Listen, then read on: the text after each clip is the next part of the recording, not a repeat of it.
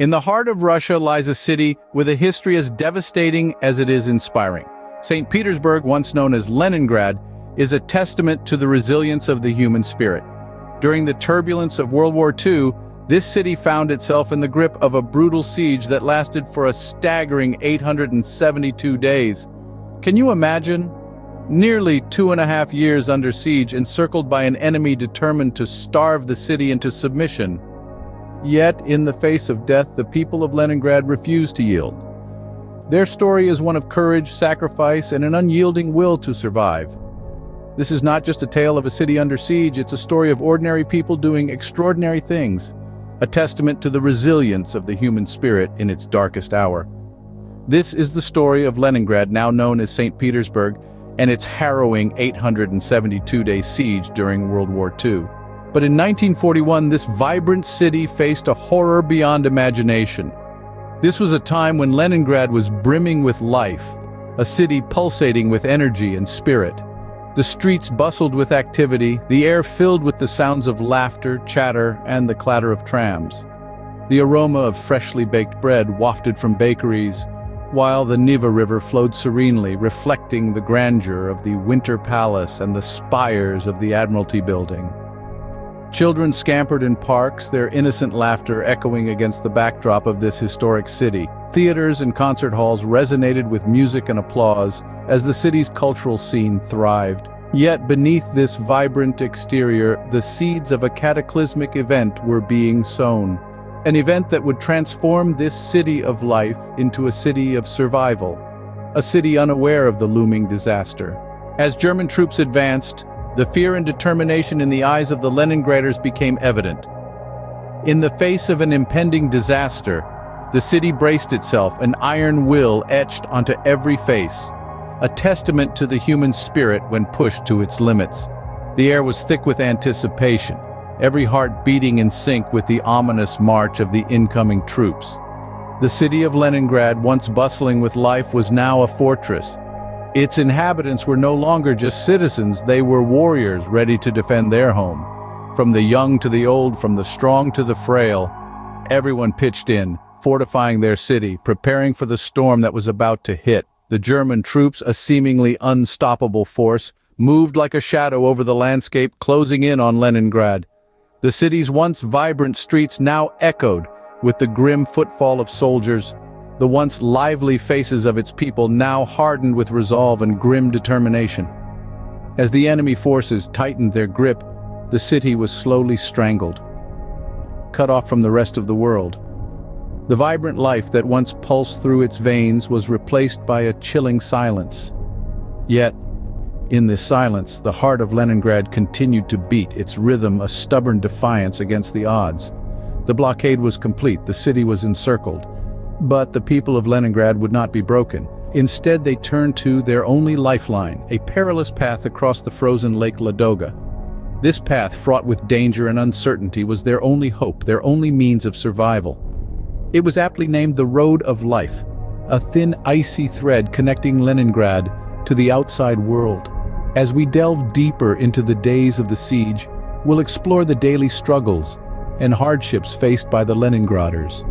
We'll witness their resilience, their courage, and their indomitable spirit as they faced the most brutal winter in their city's history. Leningrad was cut off, its only lifeline a perilous path across the frozen Lake Ladoga known as the Road of Life.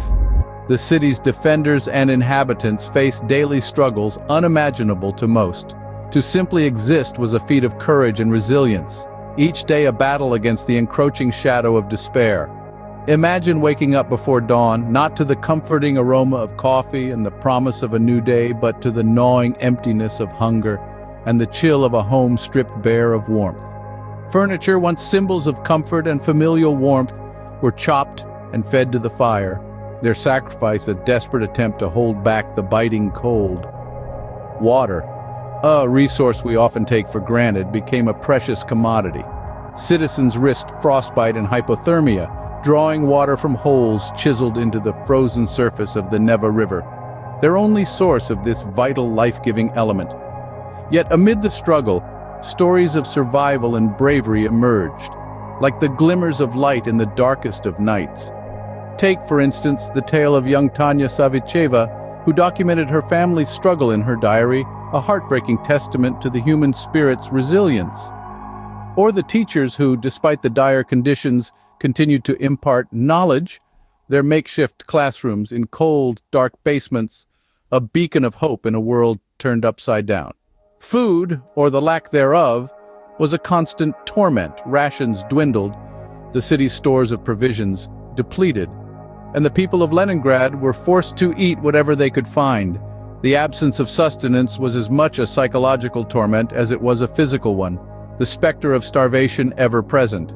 The city's defenders, too, faced their own set of challenges. They stood guard, a human bulwark against the encroaching enemy, their determination fueled by the knowledge that surrender was not an option.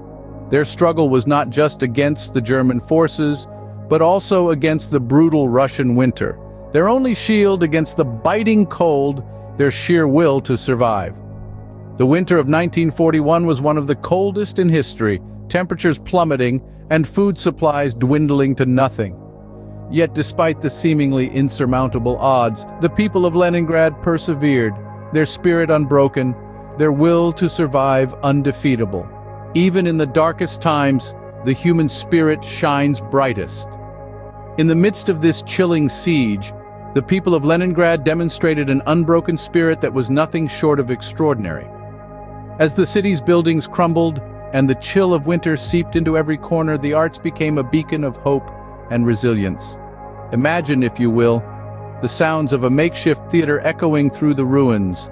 The actors, their faces etched with the harsh realities of war, yet their performances were filled with passion, strength, and the unwavering belief in a better tomorrow. Music, that universal language of the soul, refused to be silenced. In the face of desolation, orchestras continued to perform amidst the ruins. The sweet strains of violins, the somber tones of cellos, and the powerful beats of drums resonated through the devastated city, a testament to the enduring spirit of its people. And then there were the children, the city's youngest survivors. Amidst the chaos and uncertainty, they attended class in cold, dark basements. Their classrooms were far from ideal, their teachers often ill-equipped, and yet they learned. They scribbled notes in the dim light, huddled close for warmth, their young minds eager, absorbing knowledge like sponges. Education in this dire setting was not just about arithmetic or grammar, it was a symbol of resistance, a message to the enemy that Leningrad's future would not be extinguished. The spirit of Leningrad was indomitable. The people did more than just survive. They lived. They found joy in the arts, solace in education, and strength in their shared struggle.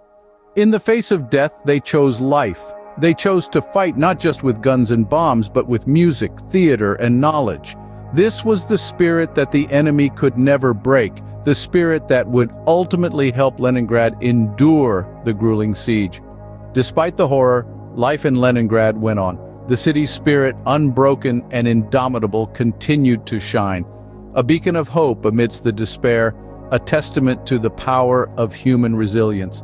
Today, St. Petersburg remembers and honors the resilience and sacrifice of its citizens. As we step into the present, we find a city that has not forgotten its past, a city that pays tribute to its history with reverence and respect. In St. Petersburg, the scars of the siege have healed, but the memory remains etched into the city's soul. The city is dotted with memorials, silent sentinels standing as reminders of the courage and tenacity of its people.